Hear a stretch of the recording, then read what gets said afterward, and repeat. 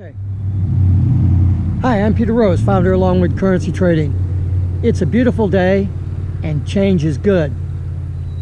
Even in the Forex market, you got to change. You got to be willing to be flexible.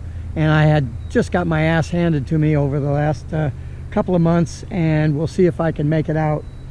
But it's a change. It's changing the way that you think about something is as important as exactly what it is that you do. In looking at the nature unfolding around me right now, we're in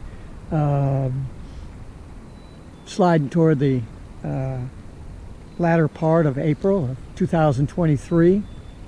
We've got the spring has come. I think we're finally getting rid of all the snow. I think the last time we did a video out here there was lots of snow, like feet of snow. Although we still do against the house, you can see over there just a little bit of snow still remaining, but the rest is we're into it for sure. Let me just let's just listen to the birds for just a second. One in particular, just one.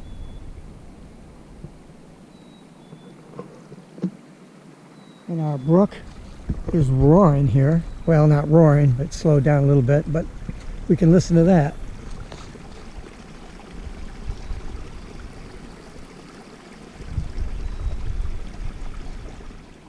Well, that is a change.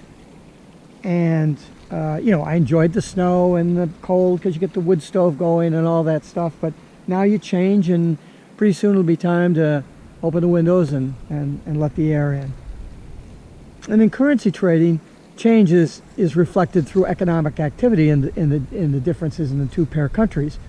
And it's not something that I want to study or get involved in my currency trading is the economics of the markets, because that complicates things, and I don't want to be complicated about my trading. I've been successful without the economics, and all of the losses that I have suffered have been as a result of me trying to figure out economically what should happen, and then I get caught because it changes the rules that I have developed as to the when component of when you execute the rule. The rules are still valid, but it's when you execute those rules. And so I can look at the chart, at the price action, and I can say, oh, the market is telling me this right now. And then because I'm interested in economics, I look at, oh, what's the strength of the dollar? What's the producer price index going to be? Non-farm payrolls look X, Y, Z. Inflation is up, down, around, up your butt. You know, and so therefore, because of all that confluence of gibberish, I think this should happen. And as I've said many times in my past videos, when you have an opinion of the market, as soon as you develop an opinion of the market, if you really don't know what you're doing, you're going to get your ass handed to you. And that's what's happened to me every time. Because opinions, as I've said, you should save your opinions for movie reviews.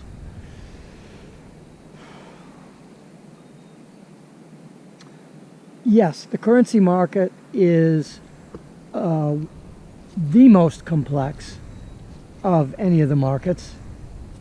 Gold is simple in comparison, stocks and the rest of it. Because you're dealing with not only the economics behind something, you're looking at the economics behind a country, and even worse than that, to complicate it, you're contrasting that with the economics of another country. And you could get a room full of PhDs in economics into a room together, and they're going to fight over economic theory, and they're going to come out with different projections. If they all were able to come out with the same projection, then it would be a self-defeating process, and everything would be flatlined, and everything would be great. I mean, that's what the Fed in the U.S. is trying to do right now in raising interest rates. They're trying to bring inflation rate down into what they call the steady state condition of 2%. It's running 6%, 5%, and on an annualized basis. There's a lot more than that, but in core pricing, it's been pretty tough. So if you take price action in the currency market, for example, and you put a 200 period moving average against that pricing, what do you think happens? It flatlines. It produces almost a straight line. Over time, you'll get waves and all that kind of stuff, and price will go up to it and come down and all that sort of stuff. But all that information encapsulated over that length of period of time creates a steady state situation. And if you understand as much as you can about economics, you can't understand it all. And so my premise has always been, if you can't understand it all, don't try. Don't get involved in it. And I'm here to tell you that I don't think, as currency traders, that we should be looking at economic theory to make our trading decisions. Now, if you're a position trader, a long-term position trader, you better have some sense of what the long-term economics is going to be toward the key indicator of interest rates in the two-pair countries. That's about the most important thing that you're going to have to deal with, because interest rates are really the dog behind the economy, right? And so you just have to understand that one part of it. But in the process of understanding interest rate theory, you have to get behind the sheets and you have to look at all kinds of different components of the economy and read all sorts of different opinions so that you can kind of, well, you have to get your own opinion of it. And again, that's pretty deadly. You know, I spent 40 years in real estate as an investor, and that's exactly what you would do. You would look at an area where you were thinking about buying a town or something. I mean, I live in New England where the towns are like 30,000 people and they're 10 or 20 miles apart. If you even have that many towns of 30,000 people. It's not like you have a borough in New York that's as big as two of our towns in New Hampshire. But you still look at the area. You have good areas, you have bad areas. You have areas that are upcoming. And you can play that. I mean, I can remember one area that I bought a house in. This is very early in my real estate career. And it was a older area of the town. And anyway, I bought a house in that area. It said, you know, the guy said, the bones of the house are really good, but the area should be upcoming. I lived in the town in a different area than this, and I knew the town very well. And I said, all these other areas in this city are improving, and so this area should improve too. And I said, but I knew it wasn't going to happen overnight. So I bought the house and I rented it, and I made net profit off the rental, and that was great. It wasn't very much net profit, but it got me started on my real estate career as a real purchase. And what happened was, several years later, the downtown area became crowded and more expensive, and so people began to move out. I mean, this is just like a half a mile difference, and people are starting to buy up houses around the city in this area and starting to fix them up. And a guy came in from California, and the California market has always been very active in real estate, and their prices were higher than our prices out here in this small town of 30,000 people. And so when he sold his properties in California to move out here, he and his wife. Their sales prices were, you know, $70,000 or $80,000, where the housing prices in our area were in the 20s and 30s. And so he came into town and he bought 5 houses in the immediate neighborhood of where the house was that I owned, and he bought the house that I owned. And I made, at that time, as a function of the amount of money that I paid for the house, I more than doubled my money. And off we went, and I used that money to buy a 4-unit. No, I didn't buy a 4-unit yet. I bought another single family, and then I bought another, and then I bought a 4-unit, and then I thought, gee, I might want to buy a house for myself. So I changed, and I was able to be successful in real estate because I had the time to look ahead at this slow-moving cruise liner that was the real estate market. It takes a long time in the real estate market for change to become effective, but you can sort of get a sense for where the market is going to go by watching the captain who's steering the boat and where he's going. And you just watch the investors, and it's like price action in trading. It's just that the time frame is different, and you're far more able to predict those changes. I'm 73 years old now. I'm not interested in doing real estate anymore. I'm very wrapped up into the currency markets. I wouldn't advise anybody to go into real estate because of its cost and because of the legal ramifications of tenant versus landlord, as well as the building codes and things they're just ridiculous. It's very difficult to do that.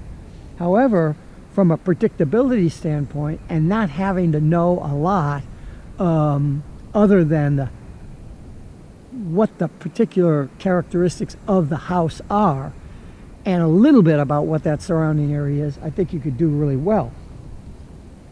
But I just have no interest in doing that when I have the ease of execution through the currency markets. However, I've identified several areas in our state where if I was 20 years old, I'd move to, and I'd buy everything up in real estate that I could get my hands on, because I know that in 20 years it's just going to be great.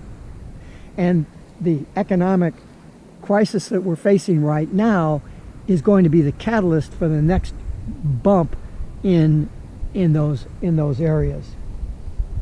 And there are certain economic factors that are involved in that. So when I got involved in currencies, I didn't know anything about the economics of the currencies. I knew that it was going to be more complex than the real estate market.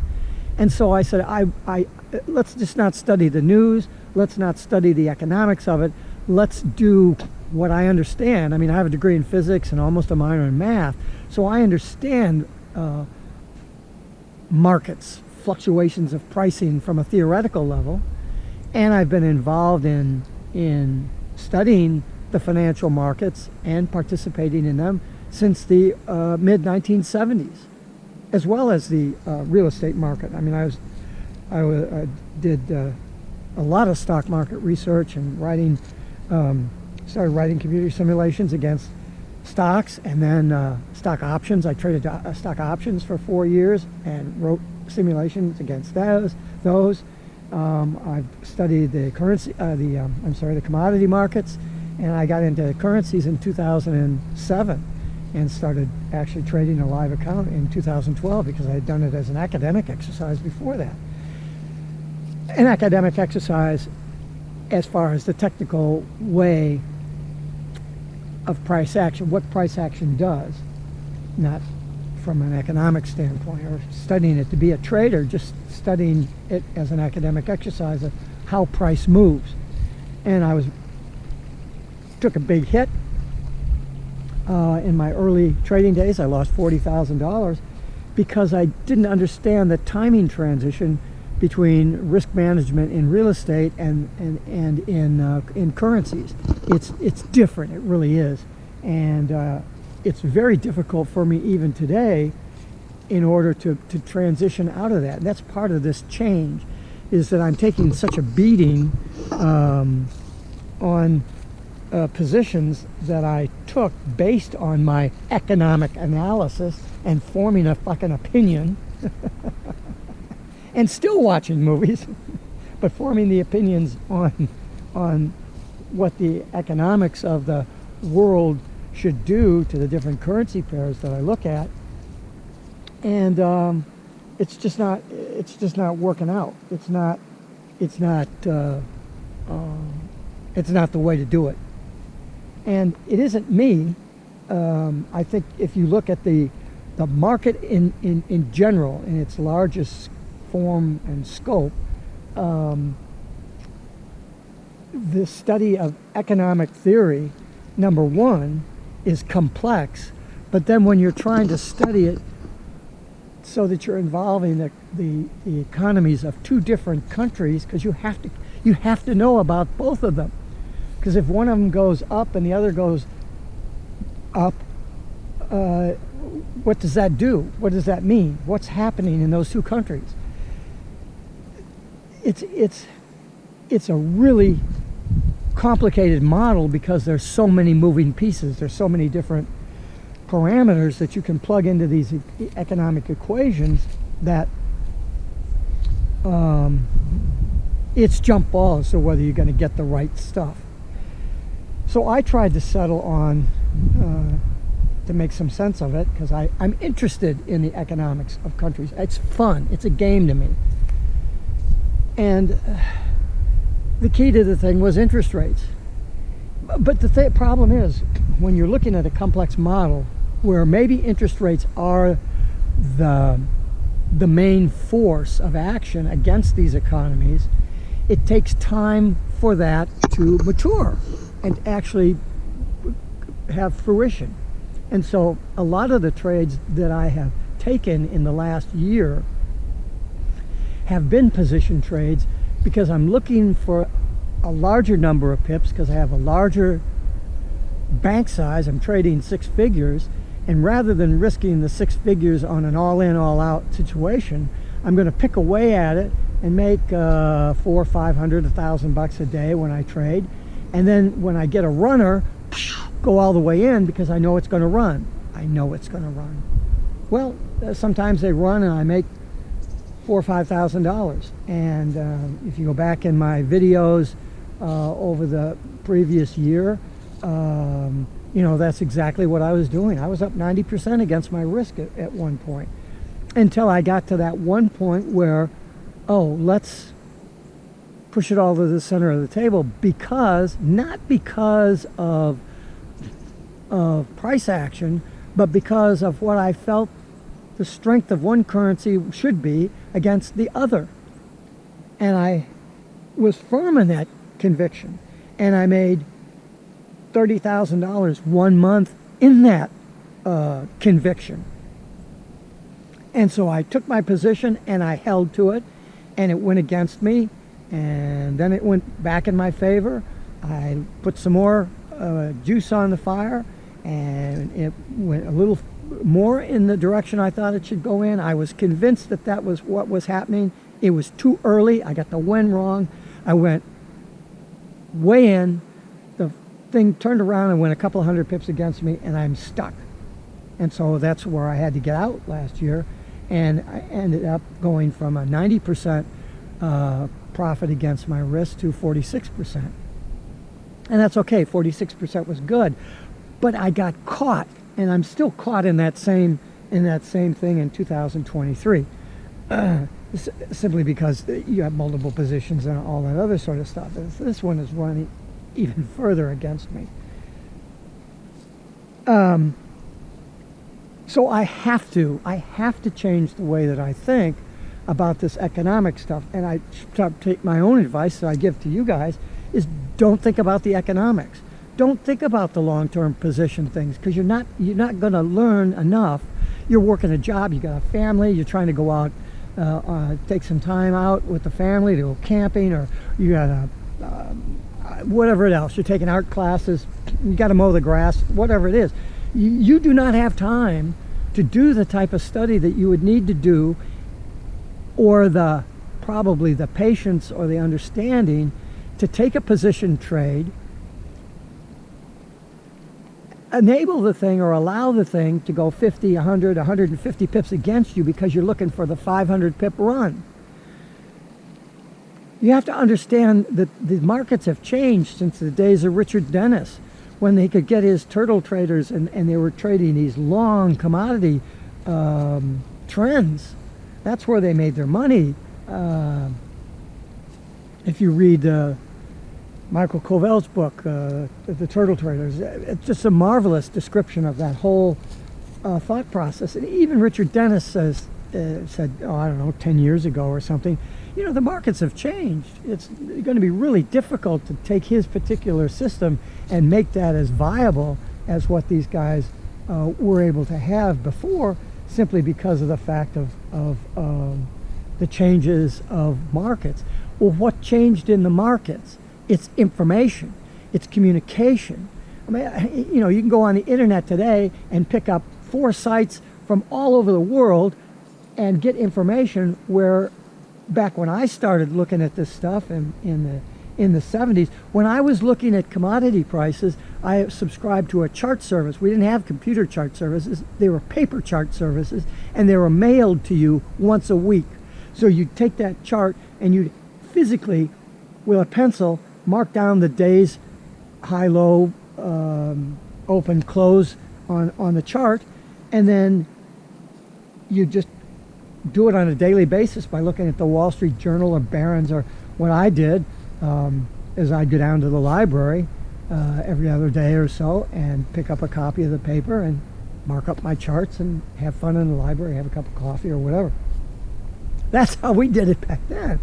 But the information is so instant now and so prevalent now, and actually so contradictory, that it's so difficult for an untrained person to be able to make any sense of it.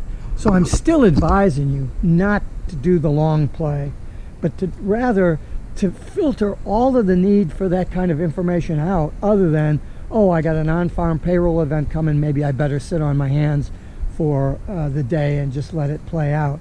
Or, geez, the the PPI or the consumer price index figures are coming out on Friday, so today's Tuesday and the markets appear to be, you know, sort of getting ready to react to that. Why don't I just take the week off, and instead of worrying about this major event that's coming? You can know about that stuff, but once you get to the point where you're trying to actually make predictive decisions using that information, man, I just think you're asking to get your ass handed to you. I really do. And I caution you not to do that, because then you'll be in a situation where you'll learn just enough to be dangerous, which is where I am, and which now requires me to change. Whereas if I would have just continued on the way that I was, trading the way that I knew is valid and good, and you didn't have to know anything other than a few key principles, because that's what physics is based on. You know, I was a chemistry major when I went into college.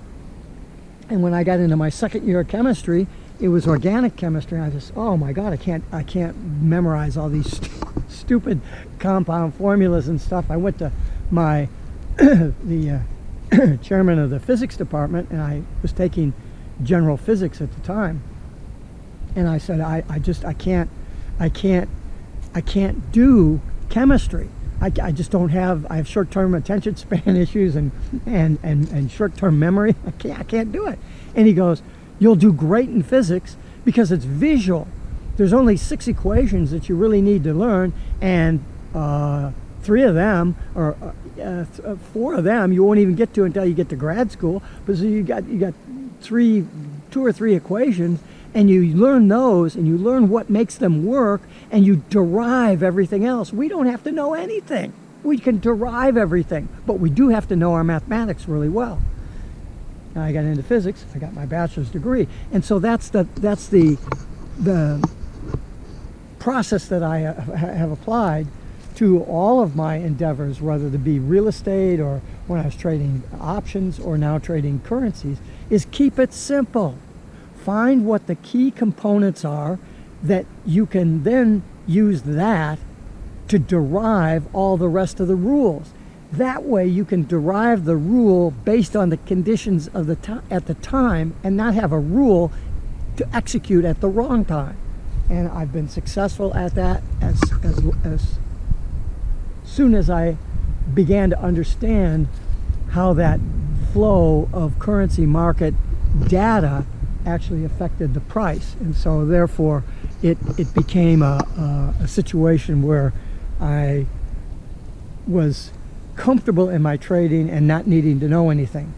And so, being an academic, I got bored and decided I should learn economic theory, and then, you know, went from 90% up to 46% up. So that's the result of me learning about economics.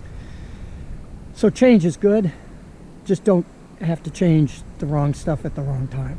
Peter Rose, Longwood Currency Trading. Have a great day, and have a great trading day.